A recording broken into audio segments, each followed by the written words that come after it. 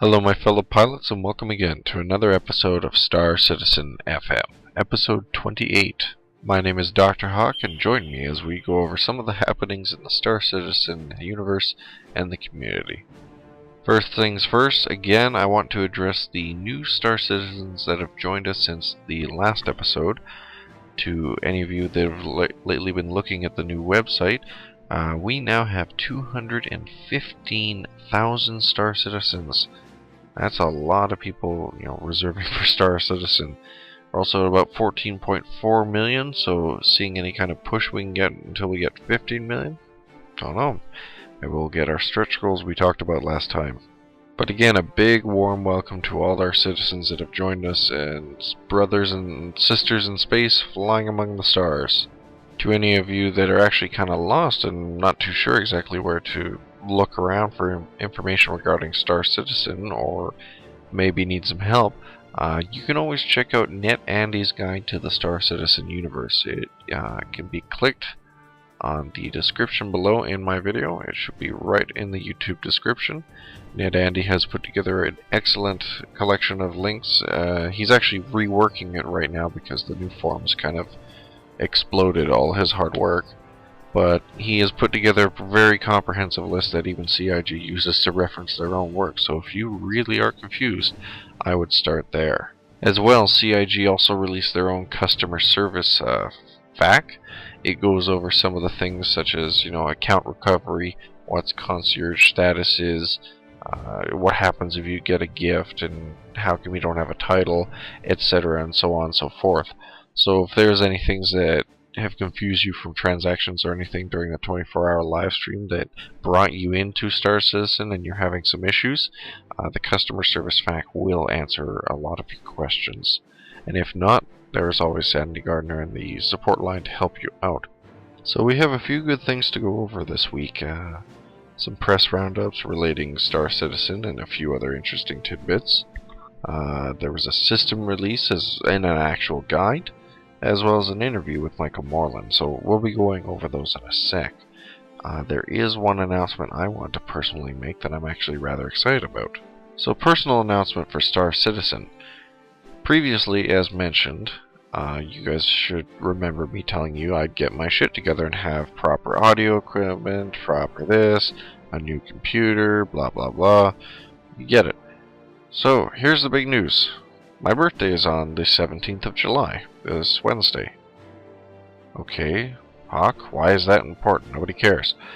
Why? Because for the past 3 months I've been saving up all that money for my new computer, which will have an awesome microphone, an awesome capture card, and an awesome pretty much everything. I'll be able to render videos for Star Citizen FM a lot quicker, so this, in time, would mean a lot more content, because I could actually sit down, have some fun, and not have to worry about the 8-hour render time that my computer likes to currently take doing.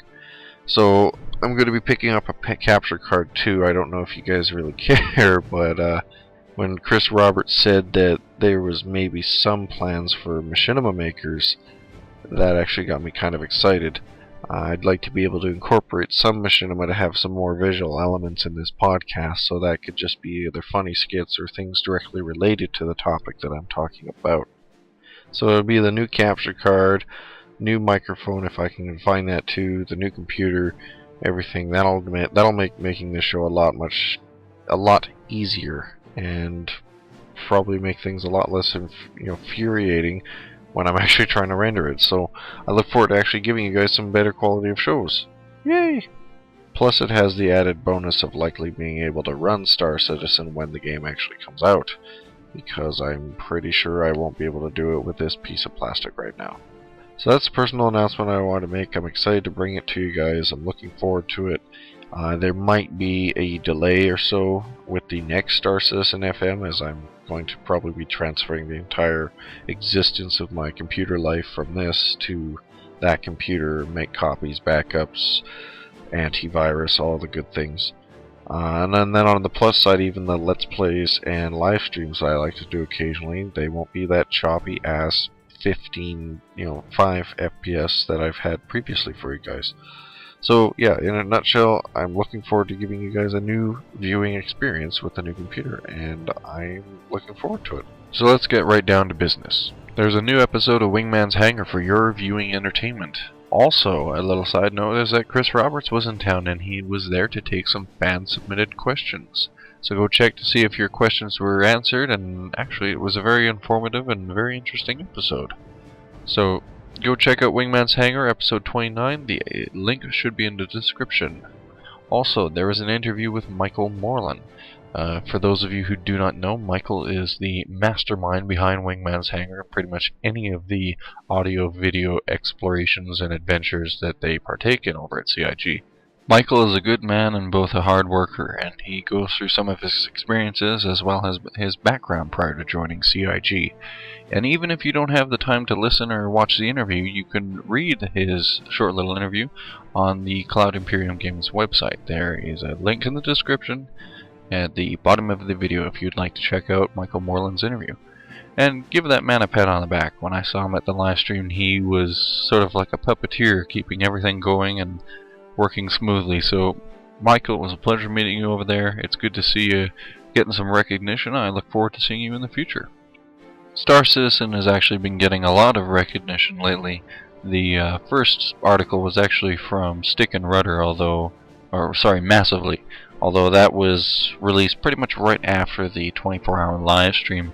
Since then, Polygon, Joystick, PC Gamer, and a few others have caught up to describe Star Citizen between the $14 million stretch goals and the 300i promotion and everything. As far as it's concerned, I think we're actually on the right track to make our way to 20 million.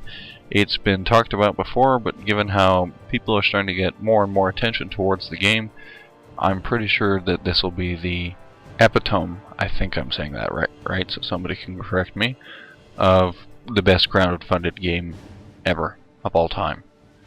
So you can check out those articles. I have a link in the description to the press roundups of all respective to their names: PC Gamer, Joystick, Polygon, Massively, Flesh Eating Zipper, as well as a few other fan sites.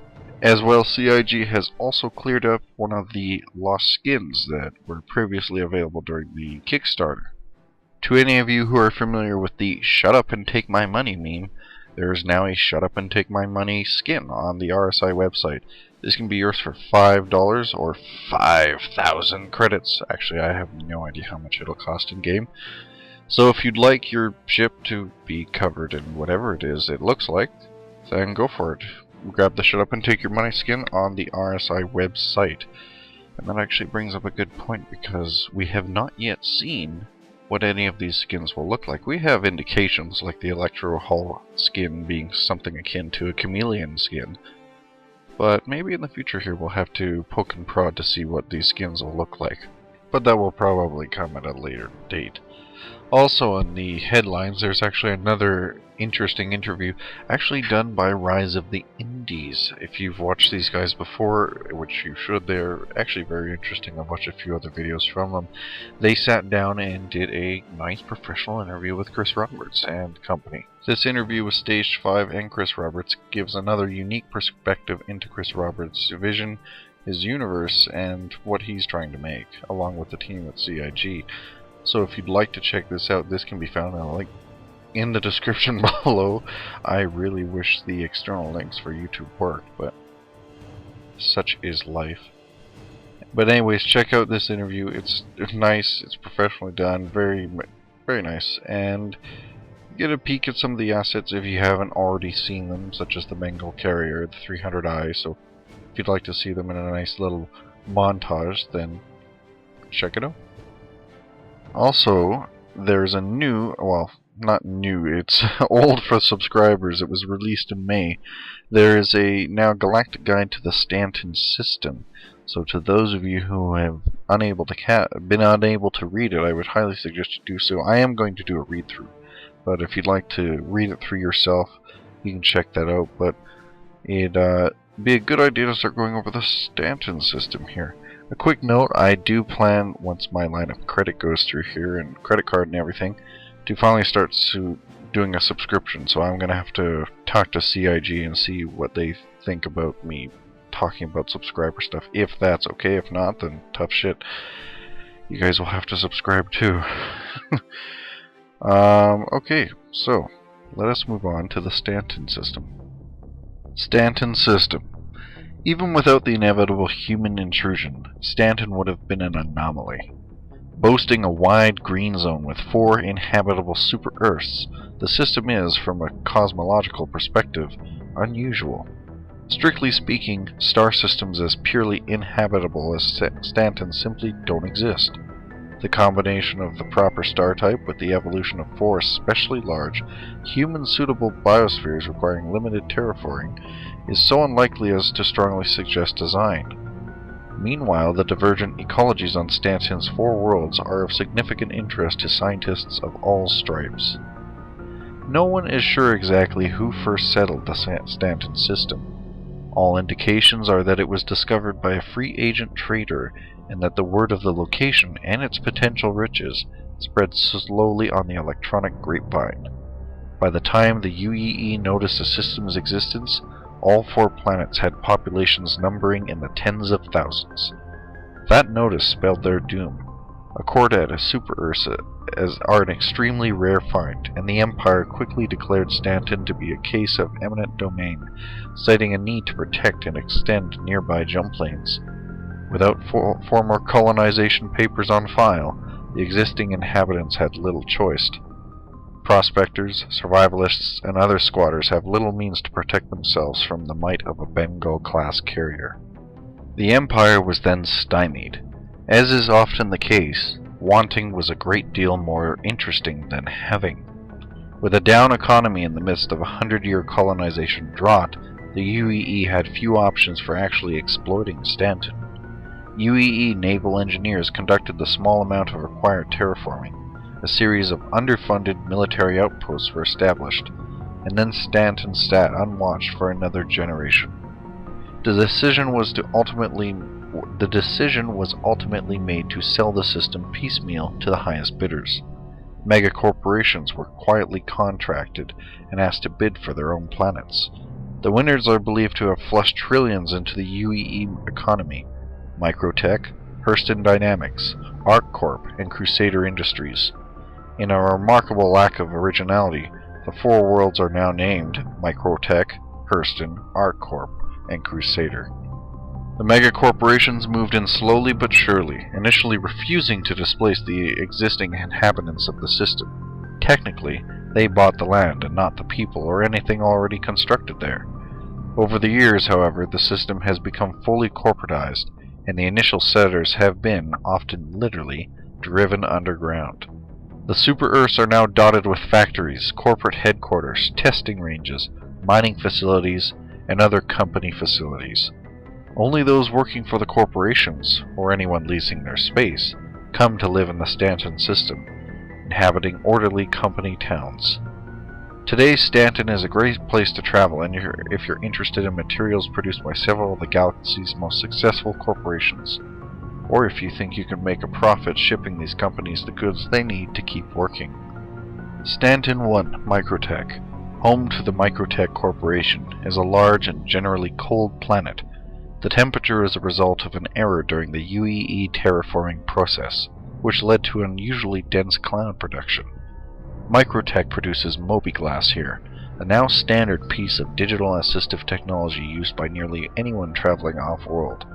Although Mobiglass has become ubiquitous, Microtech specializes in all forms of electronics, including those found in ship systems. This world is a good place to start looking for advanced sensor technologies which could provide an edge while dogfighting. Space on the world is leased to smaller companies, including some of Microtech's competitors, probably because it allows the corporation to keep a close eye on them. Buyouts among successful Stanton 1-based startups are common. Visitors are advised to seek work and cargo news at Wally's bar. Just don't ask for Wally. Stanton 2 Hurston is home to Hurston Dynamics, an aristocratic family-run weapons manufacturing concern which has bled this world dried. Stanton 2's ecosphere has been largely destroyed, with almost all indigenous life killed by the mining and manufacturing processes here. Hurston builds several lines of reliable weapons, and pilots looking for specialized guns might do well to visit here. The planet also produces a variety of munitions which are sold to other companies, and transport assistance is always well compensated. Workers are imported for year-long factory or mining contracts. Few choose to re-up. Stanton is always in need of cheap labor, and is a good source for traders looking to move antimatter precursors. Stanton 3, ArcCorp, is the most visually impressive of the worlds today. While the other planets, even polluted Hurston dynamics, retain some indication of their natural origins, ArcCorp is now an entirely constructed world. All of the terrain has been sculpted, zoned, and built upon, leaving nothing for nature. ArcCorp builds fusion engines in bulk, using the underground resources on Stanton 3 to provide engines for hundreds of thousands of civilian spacecraft every year. Traders porting at ArcCorp are advised that in addition to deals on weapons, they can find just about anything else here. ArcCorp is absolutely indiscriminate about who they lease property to, and hundreds of other smaller companies have made their home near the world's North Polar region. Anthropologists familiar with the Zan have posted that ArcCorp is the closest human equivalent to the Zan factory world, and many have drawn the conclusion that our civilization will someday evolve along the same lines. Stanton 4 Crusader, called C by the natives, is an unusual world. Formerly midway between a telluric world and a gas giant, Crusader's small rocky core is enshrouded in an especially deep low-density atmosphere. Initial UEE terraforming efforts failed to allow unfettered habitation of the planet itself, but rendered the atmosphere breathable at high altitudes. The planet then became home to a military-constructed latticework of inhabitable floating platforms, since expanded exponentially to suit the needs of Crusader industries. The situation is unusual, but ideal for Crusader, which makes large-scale commercial transport ships which would otherwise need to be built beyond the atmosphere. Being built in open air allows the cost of these ships to be reduced by almost 40% on the back end, which is often passed along to consumers. The company also provides quality housing for their employees, both in planet-side domes and in habitats woven into the latticework, and the portion of the world available to visitors is usually considered the nicest port in the system. The shipyards themselves are eerily beautiful, with huge transport ships suspended in mid-atmosphere, surrounded by a lighted webbing of Crusader facilities. Warning, traveler warning. Visitors should take note that while the standard United Empire of Earth penal code technically applies in the Stanton system, the UEE does not police the region. Private squadrons and hired mercenaries belonging to the inhabiting corporations enforce their own laws here. As to what kind of laws, that is to remain to be seen. Although if anything has shown us, Perfect Dark, Blade Runner, I'm pretty sure it's death. Most of the laws would probably pertain to death anyway if you did anything wrong. Anyways, I do hope some of us enjoy the Stanton system. I know we have a few tech corps and industry guilds that are planning to start up, so this might actually be a good place to start for them. Maybe even buy out the planets one day. You never know. That pretty much wraps up everything I had planned to talk about. The final thing I wanted to address is that our good old friends at Beyond the Horizon Radio have a new website. If you're looking at the above image, which should be now, you'll see that they have a sexy new webpage. So give them a little visit. It's very nice, and it's always fun to listen to them on Saturday. So go check out Beyond the Horizon Radio and tell them Dr. Hawk said hi. Anyways, I do hope you all have enjoyed today's episode. If you like my videos and would like to continue seeing them, be sure to click the fuzzy little hawk on the lower left corner. If you like the video or have a comment, complaint, or even some constructive criticism, feel free to leave it in the comments below or in the forums. I'll see you guys all next time, and you guys take care and fly safe.